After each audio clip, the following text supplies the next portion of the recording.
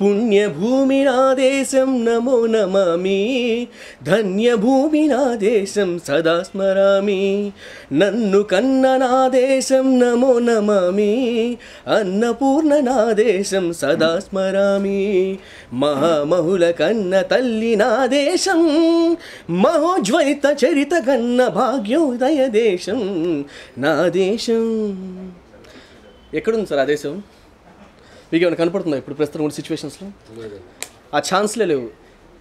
ఎంత నీచమైన స్థితికి మనుషులు మానవతని దిగజారిపోతుందంటే పక్క స్టేట్స్, పక్క కంట్రీస్ ఎవరైనా సరే తిరుమల తిరుపతి దేవస్థానం అంటే దాని ఒక అంటే ఆ సౌండ్ వింటేనే, ఆ పేరు వింటేనే అందరూ ఒక వైబ్రేషన్ లైక్ అంటే ఫారినర్స్ కానివ్వండి, బయట కంట్రీస్ మీద షోస్ చేయడానికి వెళ్తున్నప్పుడు వాళ్ళు బిహేవ్ చేసే విధానం, దాని పట్ల ఉన్నటువంటి వాళ్ళకి ఆ భక్తి, ఆ దైవం మీద ఉన్నటువంటి గౌరవం, అది ఇవి ఏవైతే ఉన్నాయో పక్క రాష్ట్రాలకి, పక్క కంట్రీస్ వాళ్ళకి ఉన్నటువంటి గౌరవం, భయం, భక్తి మన రాష్ట్రం వాళ్ళకి, మన దేశం వాళ్ళకి లేకుండా పోతుంది, ఎక్కడ కరువు అయిపోతుంది.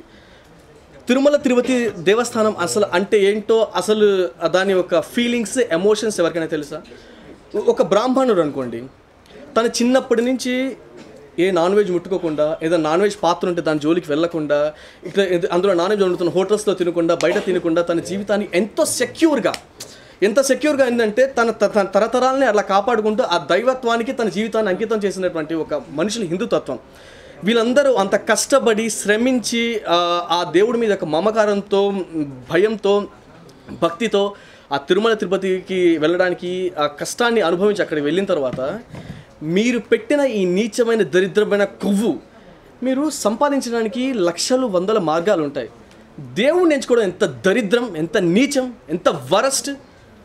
ఇంత దారుణమైన స్థితి కంటే మన దేశం ఇంకా దిగజారదు. ఇంతకంటే కూడా దిగజారడానికి ఇంకేం లేదు మన దేశంలో. ఫస్ట్ ఆఫ్ ఆల్ అంటే మీరు ఏమైనా సంపాదించడానికి 100 మార్గాలు, ఎన్నో మార్గాలు ఉన్నాయి మీకు. పక్క కంట్రీస్కి వెళ్ళి సంపాదించింది, ఇక్కడ చేయండి, అక్కడ చేయండి. కానీ దేవుడితో వ్యాపారాలు చేయాలనుకోవడం అంత నీచమైన, దరిద్రమైన స్థితి మన దేశానికి వస్తుందని, ఇలాంటి మనుషులు మన దేశంలో ఉంటారని చెప్పి ఎవ్వరు ఎక్స్పెక్ట్ చేయలేదు. నిజంగా మనది ఇందులో సిగ్గుపడాలి, ఇలాంటి మనుషులతో కలిసి మన జీవితాన్ని కొనసాగిస్తున్నందుకు. మీరు అనుకుంటున్నారు హిందువులు ఒక్కరే బాధపడుతున్నారు. హిందువులు ఒక్కరే కాదు, అందరూ ఈ దేశం అంటే ఏంటంటే హిందూ, ముస్లిం, క్రిస్టియన్, సిక్ ప్రతి ఒక్క వీళ్ళందరూ కలిస్తేనే ఇది భారతదేశం. ఈ దేశం వాళ్ళొక్కరే కాదు బాధపడేది, ప్రత్యేకంగా స్పెషల్గా మొదటిగా బాధపడేది ఇతర కులస్తులే, ఇతర మతస్థులే. క్రిస్టియన్స్ బాధపడుతున్నారు. మీరు అనుకుంటున్నారేమో క్రిస్టియన్స్ హ్యాపీగా ఫీల్ అవుతున్నారు. నో, ఎవరు హ్యాపీగా ఫీల్ అవ్వడం లేదు. వాళ్ళే బాధపడుతున్నారు ఫస్ట్. తర్వాత ముస్లిమ్స్ బాధపడతారు. ఎందుకంటే మీలాంటి కొంతమంది వ్యక్తుల వల్ల వాళ్ళకి సంబంధించిన వ్యక్తులు ఇలాంటి చేశారని చెప్పి మీలాంటి వ్యక్తులు వాళ్ళలో ఉన్నందుకు వాళ్ళు ఫీల్ అవుతున్నారు ఫస్ట్. ఎందుకంటే ఫస్ట్ ఆఫ్ ఆల్ దేశాన్ని ముందుకు తీసుకెళ్లాలంటే ఇలాంటి నీచమైన, దరిద్రమైన స్థితిలో మేము గొప్ప నాయకులం, గొప్ప మనుషులం, గొప్ప ఇది అని చెప్పుకుంటే కుదరదు. ఎప్పుడైనా సరే ఇతర మతస్థులు అంటే ఏంటి? మతం అంటే ఒక మనిషికి ఏంటి? కన్న తల్లితో సమానం. నీ మతం నీకు కన్న తల్లి, పక్క మతం వాళ్ళు నీకు వేషనా? అంత నీచమా? మీరు ఏ పార్టీలు ఏందో అది మాకు అనవసరం. ఫస్ట్ ఆఫ్ ఆల్ అంటే హిందువుల యొక్క మనోభావాల్ని, వాళ్ళ యొక్క ప్రేమని, వాళ్ళ యొక్క దైవత్వాన్ని, వాళ్ళ యొక్క ఫీలింగ్స్ని, ఎమోషన్స్ని మీరు గన్ పెట్టి, రివాల్వర్ పెట్టి కాల్చినట్టు చంపేశారు. ఎందుకంటే ఆ ఒక లడ్డుని తెచ్చుకొని 10 మందికి పంచుతారు ఇంటికి. అది మీకు ఒకటి తెలుసా? శ్రీవత్సవక్షసం శ్రీసం శ్రీలోలం శ్రీకరగ్రహం శ్రీనిధిం శ్రేష్టం శ్రీనివాసం భజామ్యహం అంటే ఏంటో తెలుసా? ఇది శ్రీనివాసుడి ఒక సింహద్వారానికి ఉన్నటువంటి ఒక మెయిన్ ఒక 4 వర్డ్స్ ఒక శ్లోకం టైప్ అనమాట. ఇది ఒక హిందువులకి సంబంధించిందే కాదు. ఈ యొక్క శ్లోకాన్ని జీవితం లైక్ అప్స్ అండ్ డౌన్స్ ఉన్నప్పుడు, లైఫ్ లైక్ మీ జీవితంలో ఏదైనా ప్రాబ్లమ్స్ ఇలాంటివి వచ్చినప్పుడు ఏంటంటే హిందువులు, ముస్లిమ్స్, క్రిస్టియన్స్, సిక్స్ ఇక్కడ అదర్ కంట్రీస్లో కూడా ఈ 4 పదాలు ఎటువంటి శ్లోకాన్ని, ఈ యొక్క మంత్రాన్ని అందరూ జపిస్తారు. అంటే శ్రీనివాసుడు అనేవాడు ఒక్క మతానికి, ఒక కులానికి చెందినవాడు కానీ దేశం మొత్తానికి చెందినవాడు, ప్రపంచం మొత్తానికి చెందినవాడు. భగవంతుడు అంటే ప్రపంచంలో ఏ మతం నీచమైనది, ఏ కులం నీచమైనది అంటే ఏ టెంపుల్లో అయితే, ఏ మతంలో, ఏ కులంలో అయితే మనిషిని మర్డర్ చేశాడని చెప్తారో ఆ కులం, ఆ మతం నీచమైంది. అలాంటి కులం, మతం ప్రపంచంలో ఏదైనా ఉంటుందా? ఛాన్స్ లేదు కదా. ఒకరి పట్ల ఒకరిని గౌరవించినప్పుడే మన దేశం ముందుకెళ్తుంది. మన దేశాన్ని సర్వనాశనం చేసినటువంటి కొంతమంది, అది రాజకీయ నాయకులు కావచ్చు, సినీ ప్రముఖులు కావచ్చు, మనుషులు కావచ్చు, వీళ్ళందరూ దేశ ద్రోహులుగానే పరిగణించబడతారు. అంతే. అది ఎవరైనా సరే అది చేసిన వాళ్ళే సరే. దయచేసి దేశాన్ని సర్వనాశనం చేయకండి, ఇతర మతస్థుని పక్క మతస్థులని దిగజార్చకండి, వాళ్ళని కించపరచకండి. ఏ మతమైనా ఏ కులమైనా ఒకరినొకరు గౌరవించుకోవడం, ఒకరినొకరు ప్రేమించడమే భారతదేశం. సో దయచేసి ఇలాంటి నీచమైన దరిద్రమైన విషయాన్ని మీకు పాల్పడే ముందు నువ్వు ఎక్కడ పుట్టావు, ఎక్కడ పెరిగావు, ఎక్కడ చస్తున్నావు, ఎక్కడ శిథిలమైపోతున్నావు అనేది గమనించు. మహా అయితే 60 ఏళ్ళు 70 ఏళ్ళు కంటే బతకరు. మీ బ్యాంక్ అకౌంట్లో కోట్లు పెట్టి డబ్బులు పెట్టి సర్వనాశనం చేసి ఏం చేస్తారు మీరు? ఆ డబ్బులు పెట్టి ఇది చేసుకుంటారా? దాన్ని మళ్ళీ ఈ టాపిక్ని డైవర్ట్ చేయడానికి మళ్ళీ వేరే వేరే కేసులు, వాళ్ళ మనుషులు, ఇవన్నీ ఈ చెత్త నీచం దరిద్రం ఇంక నుంచి ఆపేసేయండి. దయచేసి నిజంగా దేవుడితో వ్యాపారం చేయడం ఇంక నుంచి అయినా మానేయండి. మీరు మానుతారని ఆ నమ్మకం కూడా నాకు లేదు. ఎందుకంటే ఒక దగ్గర పోతే ఇంకో దగ్గర పోతే ఇంకో అది స్టార్ట్ అవుతూనే ఉంటుంది. సో ఇంతవరకు హిందువులందరూ వాళ్ళందరూ మనోభావాలు దెబ్బతినేసాయి. సో దయచేసి ఇంతవరకు దేశంలో ప్రతి ఒక్కరికి తప్పు. ఎందుకంటే దానికి ఇన్ని రోజులు గుర్తించలేకపోవడం కూడా అందరికి తప్పే. సో దయచేసి ఇంక నుంచి ఫర్దర్గా ఇలాంటివి జరగకుండా ఈ గవర్నమెంట్స్ కూడా చూసుకుంటుందని. అవును, ఎస్ ఆఫ్ కోర్స్. ఎందుకంటే నేను ఒక ముస్లిం అనే నాకు ఫీలింగ్ ఉంటుంది. ఎందుకంటే నా ఫ్రెండ్స్ అందరూ హిందూస్, నా ఫ్యామిలీ, నా కుటుంబం అంతా హిందూసే. నా కుటుంబం, నా ఫ్యామిలీ అందరూ కూడా హిందూసే. వాళ్ళ ఫీలింగ్స్ కూడా, వాళ్ళ ఎమోషన్స్ కూడా మాయే కదా. ప్రతి ఒక్కరి ఎమోషన్స్ ఫీలింగ్ కదా.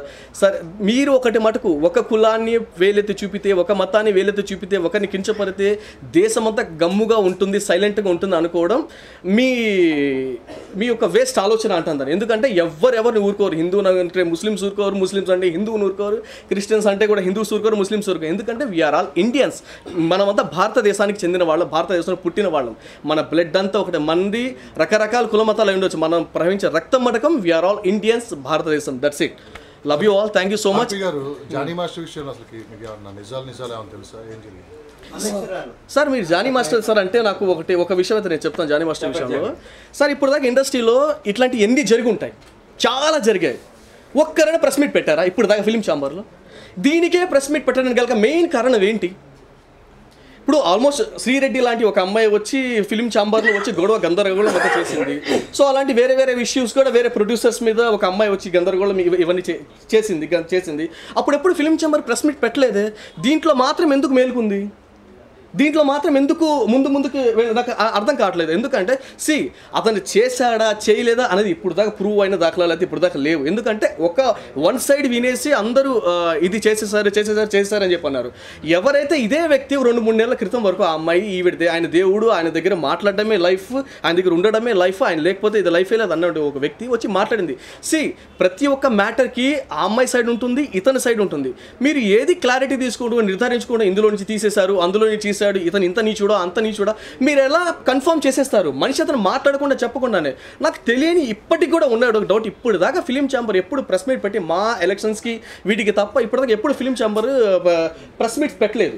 ఫస్ట్ ఆఫ్ ఆల్ ఈ జానీ అనే ఒక విషయంలో మాత్రమే మీరు ప్రెస్ మీట్ పెట్టారు. ఎందుకంటే ఒకరి గురించి మాట్లాడుతున్నప్పుడు కొన్ని ఫ్యామిలీస్, కొన్ని కుటుంబాలు ముందుకు వస్తున్నాయి, చేస్తున్నాయి. కానీ జానీ గురించి మాట్లాడేటప్పుడు ఎవరు రారు కాబట్టి, ఎవరు లేరు కాబట్టి. ఎందుకంటే తన గురించి మాట్లాడడానికి ఎవరు అంత ఫోర్స్ఫుల్గా వెనకాల ఒక ఫ్యామిలీ, కుటుంబాలు వచ్చి మాట్లాడరు కదా. అందుకని హ్యాపీగా పెట్టారు. సార్ దయచేసి దేశాన్ని ముందుకు నడపాలంటే, ఇప్పుడు దేశాన్ని ముందుకు నడపాలి, ఇండస్ట్రీ అంతా హ్యాపీగా అందరూ బాగుండాలంటే నీతి నిజాయితీగా ప్రతి ఒక్కరూ ఉండండి.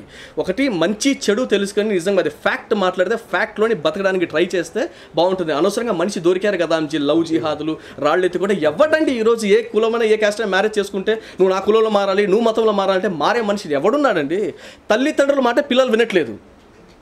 వాళ్ళకి నచ్చిన డ్రెస్ వేసుకుంటున్నారు, వాళ్ళకి నచ్చిన చెప్పులు వేసుకుంటున్నారు, వాళ్ళకి నచ్చిన లైఫ్లో గడుపుతున్నారు. కులాలు మతాలు ఒకరు చెప్తే మారడం చేయడం ఇవన్నీ లైఫ్లో ఎక్కడ జరిగింది? ఎందుకంటే ఏదైనా పాయింట్ తీగలాగితే డొంక కదలడం అని చెప్పి అంటారు. జానీ చేసిన మొట్టమొదటి పెద్ద తప్పు ఏంటంటే అతని మాట్లాడకుండా ఉండడము, ఎస్కేప్ అవ్వడము. నేను కూడా వాళ్ళ ఇంటికి కాంటాక్ట్ అవ్వడం నేను ట్రై చేసినప్పుడు ఏంటంటే లేదు ఈ టైంలో మాట్లాడకూడదంట, చేయకూడదు. అది ఎవరు గైడెన్స్ చేస్తారు, ఎవరు చెప్పారు ఆ విషయం అయితే నాకు తెలియట్లేదు. ఇప్పుడు దాకా కూడా అమ్మాయి అక్కడ కేసు పెట్టింది, పేపర్లు 40 పేజెస్ రాసింది అని చెప్పి అమ్మాయి వచ్చి ఎక్కడ మాట్లాడినట్టు ఎక్కడ వీడియోలో లేదు. అమ్మాయి రాసిచ్చింది అసలు అమ్మాయి రాసిందా?